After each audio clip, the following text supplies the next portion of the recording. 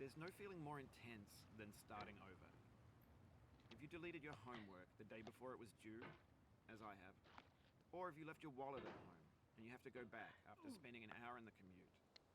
If you won some money at the casino and then put all your winnings on red but it came up black.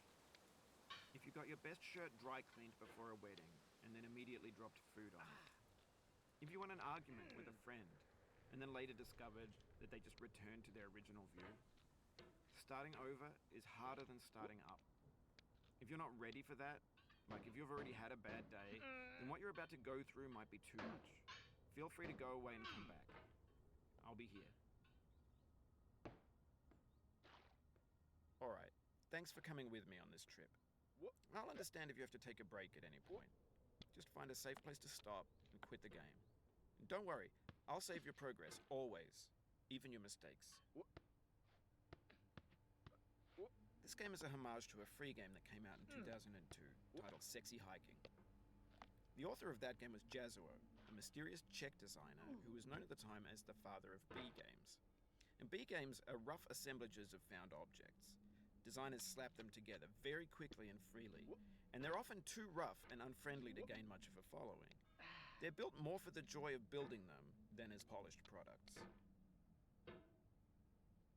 In a certain way, Sexy Hiking is the perfect embodiment of a B game.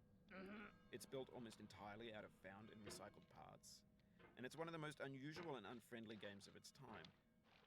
In it, your task is simply to drag yourself up a mountain with a hammer.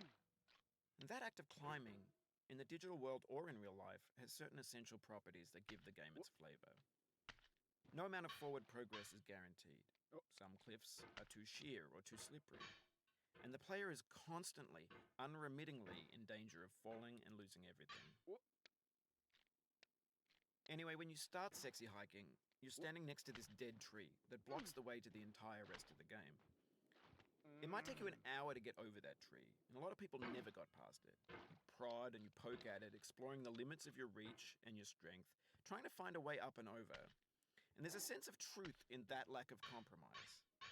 Most obstacles in video game worlds are fake.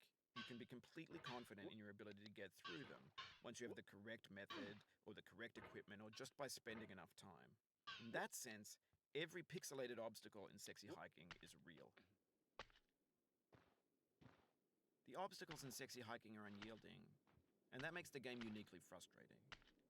But I'm not sure Jazuo intended to make a frustrating game. The frustration is just essential to the act of climbing, and it's authentic to the process of building a game about climbing. A funny thing happened to me as I was building this mountain. I'd have an idea for a new obstacle, and I'd build it, test it, and it would usually turn out to be unreasonably hard. But I couldn't bring myself to make it easier. It already felt like my inability to get past the new obstacle was my fault as a player rather than as a builder.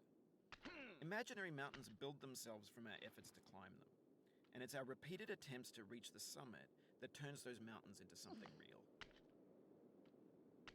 When you're building a video game world, you're building with ideas, and that can be like working with quickset cement. You mold your ideas into a certain shape that can be played with, and in the process of playing with them, they begin to harden and set until they're immutable, like rock. And at that point, you can't change the world. Not without breaking it into pieces and starting fresh with new ideas. For years now, people have been predicting that games would soon be made out of prefabricated objects, bought in a store and assembled into a world.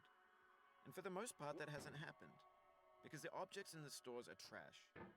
I don't mean they look bad or that they're badly made, although a lot of them are. I mean they're trash in the way that food becomes trash as soon as you put it in the sink. Things are made to be consumed and used in a certain context, and once the moment is gone, they transform into garbage. In the context of technology,